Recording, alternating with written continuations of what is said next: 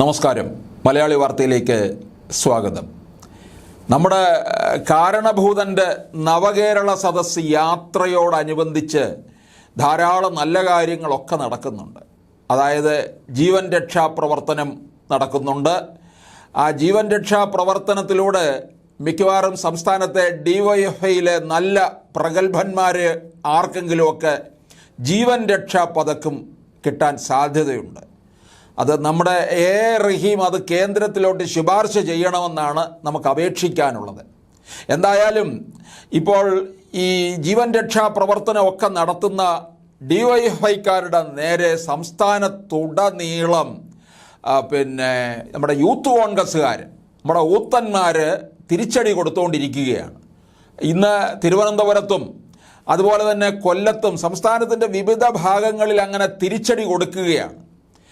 നമ്മുടെ ഈ യാത്ര ഇങ്ങ് തിരുവനന്തപുരം ജില്ലയിലോട്ട് അല്പസമയത്തിനകം കയറിയിരിക്കും. കൊല്ലം നഗരമധ്യത്തിലാണ് കരിങ്കൊടി പ്രതിഷേധക്കാർക്കെതിരെ കയ്യൂക്ക് കാട്ടിയ ഡിവൈഎഫ്ഐ പ്രവർത്തകരെ വടിയും കുരുമുളക് സ്പ്രേയുമായിട്ടാണ് യൂത്ത് കോൺഗ്രസ് പ്രവർത്തകർ നേരിട്ടത്. ഈ യൂത്തന്മാർക്ക് അത്രയൊക്കെ തൻ്റെ ഇടം ഉണ്ടോ എന്നാണ് ഞാൻ ആലോചിക്കുന്നത്. അപ്പോൾ ഇനി എന്തായാലും ഈ നവകേരള സദസ്സ് സമാപിക്കുന്ന സമയത്ത് എന്തെങ്കിലും തരത്തിലുള്ള കരിമരുന്ന് പ്രയോഗമൊക്കെ ചിലപ്പോൾ യൂത്ത് കോൺഗ്രസ്സുകാർ നടത്തും എന്ന് പ്രതീക്ഷിക്കാം. കാരണം ഈ കേരളത്തിൻ്റെ വടക്ക് നിന്ന് തെക്കോട്ടെടുത്തതല്ലേ ഈ യാത്ര. അപ്പോൾ ആ യാത്ര സമാപിക്കുമ്പോൾ എത്രയോ പേരുടെ ജീവനാണ് ഡിവൈഎഫ്ഐ രക്ഷിച്ചത്. നമ്മുടെ കാരണഭൂതനെ സംരക്ഷിച്ചു കൊണ്ടുവരുന്ന ഡിവൈഎഫ്ഐ പ്രവർത്തകരുടെ എല്ലാവരും അവരുടെ ഫോട്ടോ പോലും വീടുകളിൽ വെച്ച് ആരാധിക്കേണ്ടതാണ്. അപ്പോൾ എന്തായാലും തകർപ്പൻ പോർവിളിയും പോരുമാണിപ്പോൾ തലസ്ഥാനത്ത് നടന്നുകൊണ്ടിരിക്കുന്നത്. പ്രത്യേകിച്ച് മറ്റ് ജില്ലാ ആസ്ഥാനങ്ങളിലും ഇതുപോലെ നടക്കുന്നുണ്ട്. എന്തായാലും കാരണഭൂതനെ കൊണ്ട് ഇങ്ങനെയൊക്കെ ചിലത് ചെയ്യിക്കാനായിട്ട് സാധിച്ചല്ലോ. കാരണം ഡിവൈഎഫ്ഐക്കാർ അവരുടെ ചില കൃത്യങ്ങൾ ചെയ്യുന്നു, അതിന് മറുകൃത്യമായിട്ട് യൂത്ത് കോൺഗ്രസ്സുകാരും രംഗത്ത് വന്നിട്ടുണ്ട്. അപ്പോൾ വടിയും കട്ടയും ഒക്കെയായിട്ട്, അതുപോലെ തന്നെ പോലീസുകാരുടെ കയ്യിൽ നിന്ന് ലാത്തിയും ഒക്കെയായിട്ട് കോൺഗ്രസ്സുകാർ പോകുന്നു. ഇങ്ങനെ നിരവധി സംഭവങ്ങളാണ് സംസ്ഥാനത്ത് നടന്നുകൊണ്ടിരിക്കുന്നത്.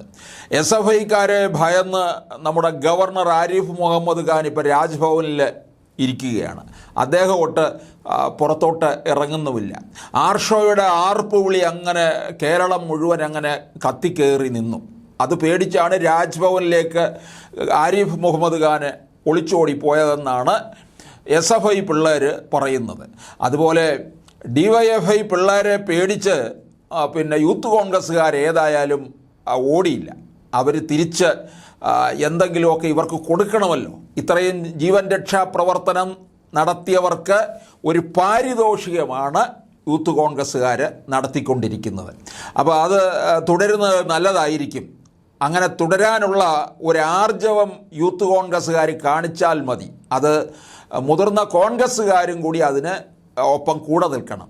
എങ്കിൽ മാത്രമേ ഡിവൈഎഫ്ഐയെ വേണ്ട തരത്തിൽ ആദരിക്കാനായിട്ട് സാധിക്കുകയുള്ളൂ. അതല്ല 2 ദിവസം കഴിഞ്ഞ് വീണ്ടും ഈ യൂത്ത് കോൺഗ്രസ്സുകാർ വാലും മടക്കി കെട്ടി പോയി കഴിഞ്ഞാൽ പിന്നെയും നമ്മുടെ ഡിവൈഎഫ്ഐക്കാർ ജീവൻ രക്ഷാ പ്രവർത്തനവുമായിട്ട് നാട്ടിലേക്ക് ഇറങ്ങുകയും ചെയ്യും.